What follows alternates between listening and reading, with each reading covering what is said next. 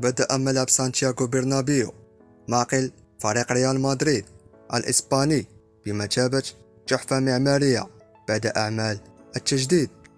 وبدأت أعمال التجديد في ملعب سانتياغو برنابيو قبل بداية موسم 2020-2021،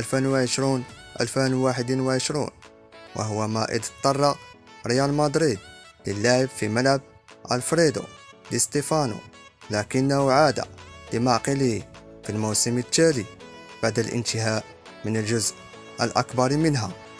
وينتظر أن يلتقي ريال مدريد في النصف الثاني من الموسم الحالي مع فرق القمة في إسبانيا، حيث سيواجه أتلتيكو بلباو في 31 من شهر مارس، ثم برشلونة في الكلاسيكو يوم 21 من شهر أبريل القادم.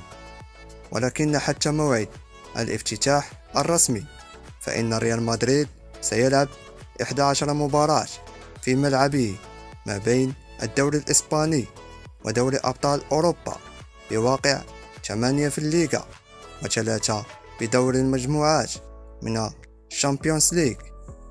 سيحضر جمهور الحاضر إلى ملعب سانتياغو برنابيو بعد استكمال كافة أعمال التجديد بمقاعد جديدة وعشب جديد وشاشات من أحدث طراز.